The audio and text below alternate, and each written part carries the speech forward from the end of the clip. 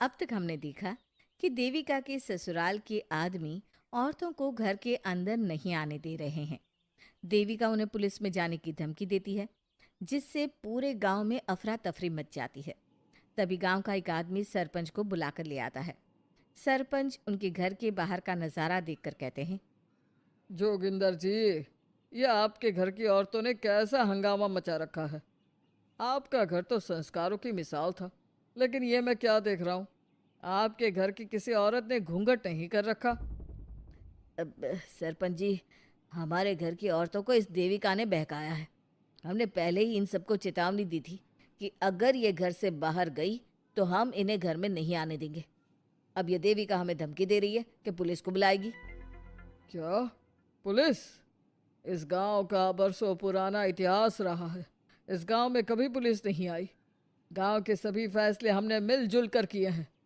जोगिंदर, तुम्हारे घर का फैसला पंचायत करेगी। सरपंच जी, आपने ठीक कहा।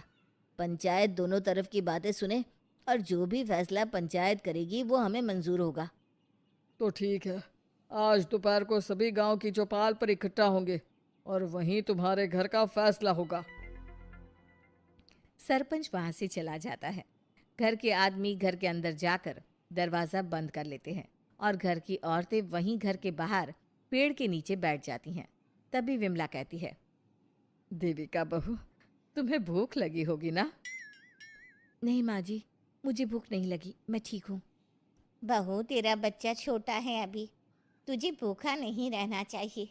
वीना, सुजाता, जाओ पास में जो पंडित जी का बाग है ना, वहाँ से कुछ फल तोड़ लाओ।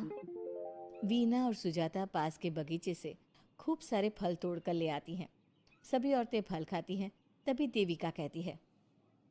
आप सब घर से बाहर निकली, घूंघट उतार दिया तो इन मर्दों की इज्जत चली गई, लेकिन हम सब घर के बाहर भूखे प्यासे बैठे हैं। इस बात पर इन अहंकारी मर्दों को शर्म क्यों नहीं आ रही? हाँ देविका, तुम ठीक कह रही हो। अगर हम मर भी जाए ना, तब भी इन मर्दों के लिए इनके बनाए गए नियम कानून ही अहम रहेंगे, हम नहीं। सुजाता भाभी, मुझे तो सबसे ज्यादा सचिन पर गुस्सा आ रहा है। उसने मुझसे लव मैरिज की थी, क्या क्या वादे किए थे कि मेरा साथ कभी नहीं छोड़ेगा, और आज उसने मेरा साथ छोड़ दिया। अपने बच्चे को एक बार भी नहीं देखा उसने। देवी का वो शुरू से ही ना डरपोक रहा है। लेकिन इन सारी बातों को छोड़ो, मुझे तो इस बात की चिंता हो रही है कि पंचायत में न जाने क्या फैसला होगा। पता नहीं वो इंसाफ करेंगे भी या नहीं।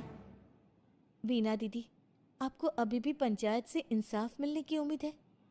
अगर इस गांव की पंचायत में सच में इंसाफ करने की भावना होती तो सरपंच जी अभी हमें घर के अंदर जाने देते।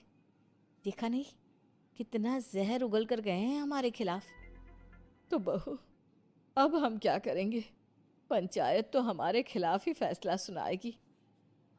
पहले तो हम अपनी सारी बातें रखेंगे। अगर ये लोग नहीं माने तो आपको वही करना होगा जो मैं कहूँगी। लेकिन एक बात आप याद रखना, किसी भी सूरत में हम झुकेंगे नहीं, क्योंकि हम सही हैं। देविका सभी औरतों को समझा रही थी। तभी वहाँ एक गांव वाला आता है।